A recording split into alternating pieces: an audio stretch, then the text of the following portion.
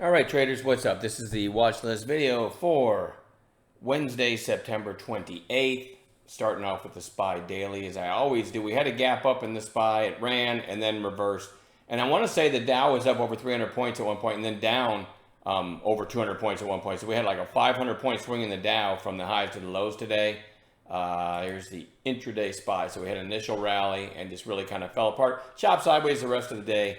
And I reiterate, we're kind of hanging out near those June lows. I don't know if that'll be decided this week, if it's going to lose the lows or if we're going to get a double bottom. Or anything could happen. I always try to remind people anything could happen. It could chop sideways for the next 2 years, right? So we don't know, and I don't base any trades off of it. But since I'm a day trader, I'm looking at stuff that's recently in play and trying to find A+ intraday setups.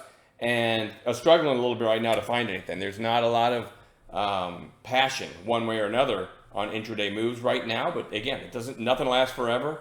And the entire point when the market isn't offering a lot of opportunities, the entire point, how do I word this? Your mindset should never be, well, I've got to make some money today or I've got to find a trade. I've learned over the years it's much better to do nothing and have all of your capital when you do find an A+ setup than to just say, well, let me try this, and start throwing darts or start playing stuff that's not really in play.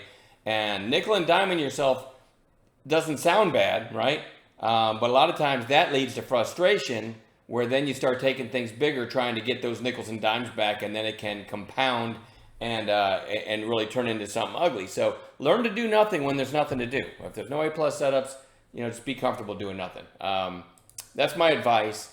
What are we watching for tomorrow? PPSI had the pop yesterday. It's a hurricane play, and they always place the bets when there's a hurricane. Which, by the way, I'm already looking out my office window. I'm seeing some rain, and it looks like it's headed right for me. So we'll see what happens. But we're already getting, I think, the original or the outer bands.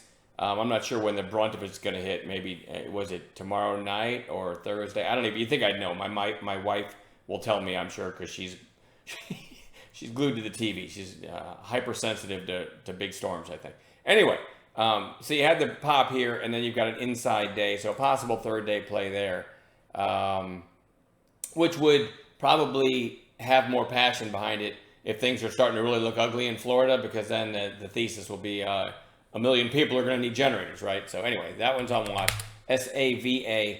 After this big run and then the huge gap down, it's been climbing since. Inside day yesterday, pretty interesting. It's holding up pretty well, so I do want to watch that one.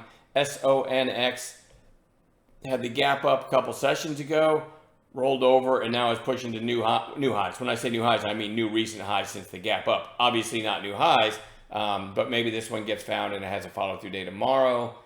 ILAG. Big volume for this stock and a gap up above many days worth of trading. So maybe we get a follow through day in that one tomorrow. XFOR, nice volume, pretty strong close.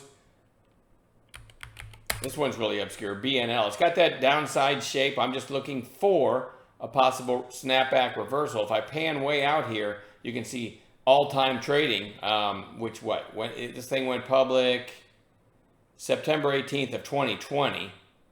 And then has rolled over now and in a hurry fallen from like 20 down to new recent lows today. But before it did that, take today's candle out of it, it had already kind of fallen pretty briskly. So to me, now it's hitting new recent lows and falling pretty quickly to get there. That's a good recipe for a snapback bounce. I would point out, though, that this is only on 1.5 million shares, which is why I've never heard of this symbol before. And so it's probably pretty thin, which makes me like it a lot less, right? BIAF, I've been watching this for a potential bounce for like 4 days in a row, 5 days in a row. I'm just going to throw it right back on the list.